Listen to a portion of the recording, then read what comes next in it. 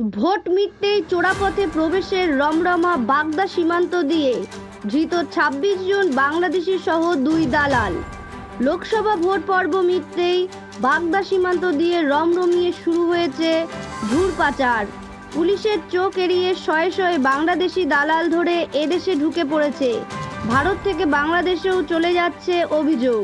শুক্রবার বিকেলে ও শনিবার সকালে ভারত থেকে চোরাপথে বাংলাদেশে যাওয়ার সময় বাগদার রানাঘাট এলাকা থেকে ২৬ জন বাংলাদেশিকে গ্রেপ্তার করেছে পুলিশ।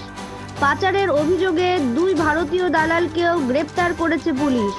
ধৃতরা সকলেই ভারত থেকে চোরাপথে বাংলাদেশে যাওয়ার জন্য এসেছিল। এর মধ্যে রয়েছে একাধিক মহিলা। ধৃত মহিলারা ভারতের বিভিন্ন রাজ্যে পরিচারিকার কাজ ও পুরুষরা দিনমজুরের কাজ করছিল। তারা দালাল ধরে চোরাপথে পারাপারের জন্য রানাঘাট সীমান্তে এসেছিল। পুলিশ খবর পেয়ে অভিযান চালিয়ে তাদের আটক করে। ধৃতদের বনগাঁ মহকুমা আদালতে পাঠিয়েছে পুলিশ। দেখুন, বাগদা থানা রনঘাট, যেখানে কাঁটাতারের কোনো বেড়া নেই, আর আপনি বলছেন পুলিশ ধরেছে। হয়তো পুলিশে পয়সা দেয়নি বলে ধরে কেস দিয়েছে। যেই ভোট মিটতেই শুরু হয়ে গিয়েছে বাংলাদেশে এপার ওপার করা। আর এই সবটাই দেখবেন এই রনঘাটে, এই বাগদা থানার আন্ডারে। আর যিনি আছেন বাগদা থানায় বসে, তো তিনি না জানলে সব কাজ হয় নাকি? হয়তো পয়সা করে দেয়নি, তাই হয়েছে। আপনি শুনুন, ওখানকারের লোক আমাকে বলেছে, তো বাগদা এলাকার মানুষ আমাকে বলেছে বাগদা থানা এরা আগের দিন ধরেছে। পয়সা করির কোনো ডিমান্ড ছিল, ফুলফিল করেনি বলে পরে এটা দেখিয়েছে যে আমরা ধরেছি। কার গায়ে লেখা আছে যে আমি উগ্রপন্থী না? কার গায়ে লেখা আছে?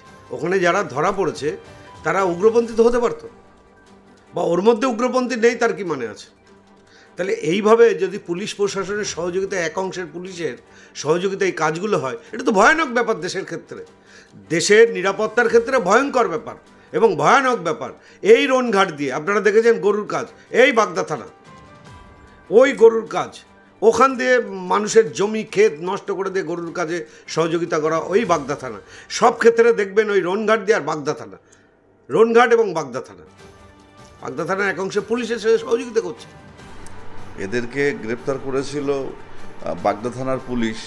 এরা সাসপিসিয়াসলি মুভমেন্ট করছিল যখন বাগদা থানা এলাকায়, তখন পুলিশ তাদের গ্রেপ্তার করে এবং তাদের কাছে ভারতবর্ষের যে বাংলাদেশ থেকে অনুপ্রবেশ করেছে সেই মর্মে কাগজপত্র দেখাতে চাইলে তারা কোনো দেখাতে পারেনি। তখন তাদের পুলিশ অ্যারেস্ট করে 14 ফরেনার্স অ্যাক্টে তাদের বিরুদ্ধে মামলা রুজু করেছে। এবং এরা বেশ কয়েক বছর আগে ভারতবর্ষে প্রবেশ করেছিল এবং এরা কাজের সন্ধানে ভারতে এসেছিল এবং ভারতবর্ষের বিভিন্ন এলাকায় থেকে তারা যখন আবার বাংলাদেশে ফিরে যাচ্ছিল, তখনই পুলিশ তাদের সন্দেহভাজন গ্রেপ্তার করে এবং 14 ফরেনার্স অ্যাক্টে কেস হয় এবং আজকে লাইনেট এসিজেম কোর্টে তাদেরকে প্রডিউস করে এবং এই সকলকেই 28 জনকেই, যে 28 জন অ্যাপ্রিহেন্ড হয়েছে, 28 জনকে জুডিশিয়াল কাস্টডির অর্ডার দেয় 14 দিনের বনগাঁ মহকুমা এসিজেম আদালত। এই 28 জন যে বাংলাদেশি, এরা চোরাপথে ভারতবর্ষে এসেছিল এবং গুজরাট সহ ভারতবর্ষের বিভিন্ন রাজ্যে এরা শ্রমিক বা কেউ পরিচারিকার কাজ করত এবং তারা আজকে সংঘবদ্ধভাবে আবার চোরাপথে বাংলাদেশে ফিরে যাওয়ার একটা উদ্যোগ নিয়েছিল। সেখানে পশ্চিমবঙ্গ পুলিশ এবং আমাদের বাগদা থানার বড়বাবুর নেতৃত্বে রনঘাট অঞ্চল থেকে তাদেরকে গ্রেপ্তার করে।